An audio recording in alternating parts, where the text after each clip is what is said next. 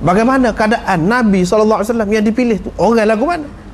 Keadaan juga tu.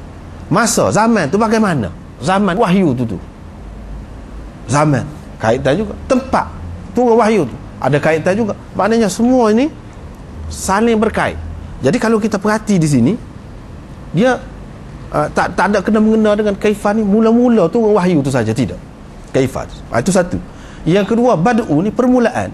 Kita tak boleh kira permulaan ni permulaan wahyu kepada Rasulullah sallallahu alaihi wasallam saja. Dari segi keadaan diri dia menggigil kau, dia ketar kau, bukan keadaan itu saja. Bahkan kita kena tengok permulaan ni permulaan dari segi tempat, permulaan dari segi masa, permulaan dari segi masyarakat, permulaan dari segi siapa yang mula-mula di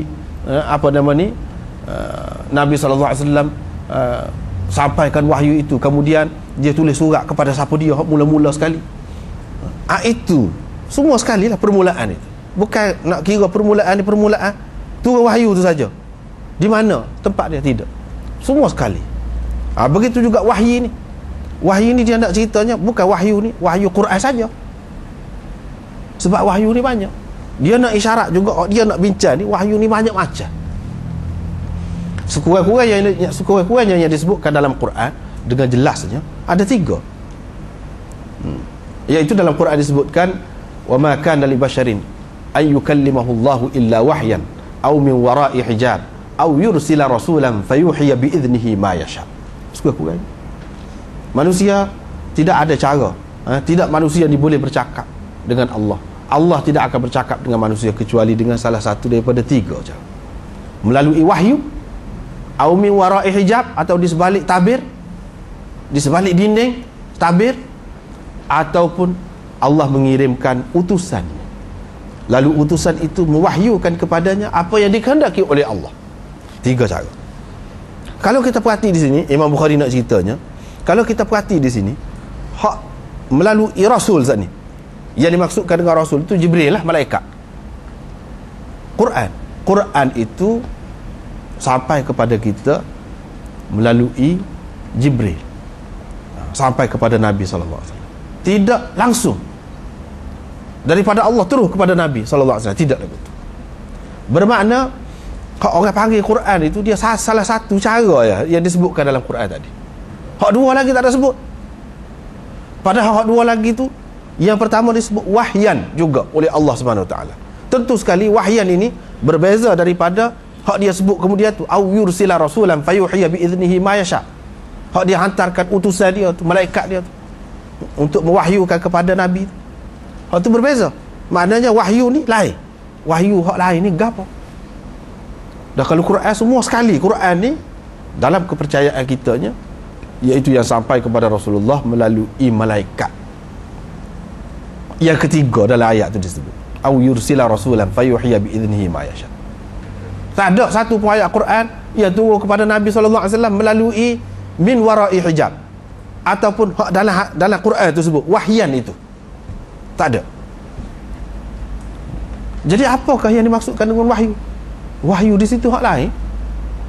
Hadis ini. Jadi hadis ini pun wahyu juga. Itu Imam Bukhari nak cerita. Sebab kalau kita nak kata wahyu ni khusus dengan Quran, tu satu je daripada yang disebutkan dalam ayat tadi. Jadi maknanya kita kena faham bahawa hak wahyu ni bukan hak Quran itu saja. Penting dan besar kedudukannya, kehebatannya pun tidak kurang daripada Quran itu. Sebab datang daripada Allah Subhanahu Wa Taala belaka. Ini yang dikatakan wahyan. Dia nak ceritanya wahyu ni, hadis itu pun wahyu juga. Jadi orang yang mengatakan wahyu ni Quran saja tak betul. Berdasarkan ayat tu tak betul dah. Imam Bukhari nak isyarat kepada tu, wahyu ni banyak. Wahyu dalam bentuk Quran itu orang panggil al-wahyul matlu. Ulama-ulama sebut dalam istilah dianya al-wahyul matlu. Hadis ini wahyu juga, tapi al-wahyul ghairul matlu, wahyu yang tidak dibaca. Maksudnya dalam sembahyang gapo tu sebagai ibadat khusus lah, dalam ibadat khusus tak ada baca hadis tu. Hadis tu kita tak boleh nak baca. Misalnya lepas Fatihah tu dalam sembahyang nak baca, tak boleh. Dia tidak boleh rati Quran. Itulah yang disebutkan al-wahyul ghairul matlu. Dia nak ceritanya ni pun wahyu juga. Lepas tu dalam ayat yang lain disebutkan, wa ma yantiqu 'anil hawa in huwa illa wahyu yuha. Nabi SAW tu dia tidak bercakap mengikut hawa nafsu dia. Apa yang dia tuturkan itu adalah wahyu yang diwahyukan daripada Allah. Apa-apa saja wahyu daripada Allah. Dia nak cerita di sini hak dia bercakap, bukan Quran saja hak dia bercakap. Hak dia cakap tu tidak bercakap melalui mengikut nafsu. Maknanya bukan Quran saja hak dia ni terkawal daripada nafsu, tidak. Hadis ni pun juga. Hak tu dia nak cerita. Semuanya wahyu. Jadi tidak bercanggah tu. Ayat Quran kita tengok tu, tengok ni, tidak bercanggah. Imam Bukhari nak isyarat kepada wahyu tu ada banyak. Dan kurang-kurangnya di sini kita bagi kepada dua wahyu, iaitu wahyu dalam bentuk Quran, wahyu dalam bentuk hadis. Yang keduanya wahyu ni pula dia banyak. Kaifiat dia tu nak sampai tu banyak cara. Hak dalam ayat tadi, hak tu paling lengkap dah tu. Kalau nak kira hak lain-lain banyak yang disebut sampai 46 cara wahyu ni mari kepada Nabi SAW. Pada hakikatnya dia tak lari daripada hak tiga hak disebutkan dalam ayat Quran tadi. Tak lari daripada. Kalau kita simpulkan, kita perengkah lagi, kita ambil parti dia pergi situ juga. Jadi ada wahyu orang panggil wahyu manami, wahyu tidur, ketika tidur. Nabi SAW mimpi itu pun wahyu juga. Sebab itulah dalam hadis ni, kita hadis yang ketiga, hadis yang ketiga kita tengok ni, mula-mulanya Nabi SAW tu mimpi dulu. Dia suka menyendiri dulu. Lepas tu dia mimpi. Mimpi tu mimpi yang tepat. Apa yang dia mimpi tu betul-betul kemudiannya terjadi. Seperti pagi, seperti pagi lah, cerah pagi. Cerah, terang. Nampak betul, tidak tersembunyi. Maknanya dalam bentuk mimpi. Jadi dia nak ceritanya wahyu tu ada wahyu manami dalam bentuk mimpi, tidur. Itu pun wahyu juga. Dia nak ceritanya wahyu kepada nabi-nabi ni tidak semestinya dalam keadaan sedar begini. Nabi Ibrahim mimpi juga, Allah SWT suruh sembelih anak dia. Wahyu. Kalau tidak wahyu tak boleh tu sembelih tu. Mana boleh. Wahyu lah, hak yakinnya, hak pasti. Jadi dia nak cerita wahyu ni banyak cara. Hak ni semua nak bincang belaka. Dalam hadis ni, dalam kitab dia ni nak bincang belaka. Hak wahyu hak dalam keadaan sedar ke, wahyu dalam keadaan mimpi ke.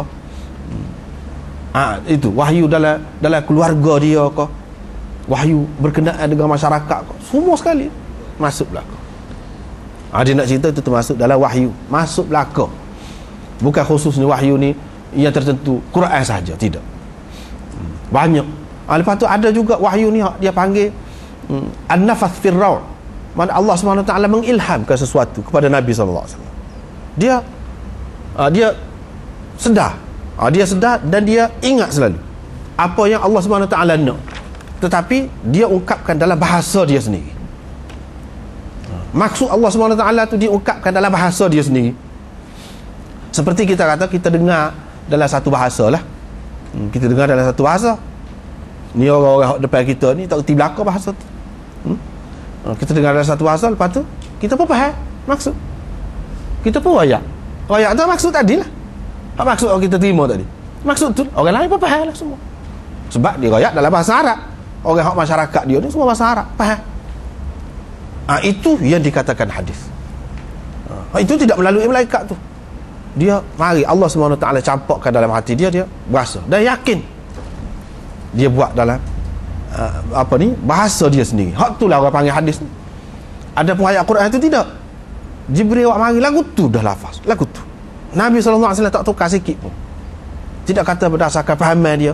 Fahaman Nabi SAW sendiri tu pun terpelihara dah kalau nak kiranya. Tapi tidak. Waktu Jibril awak mari tu dalam bahasa Arab dah lagu tu. Tidak kata dia terjemah dah ke dalam bahasa Arab.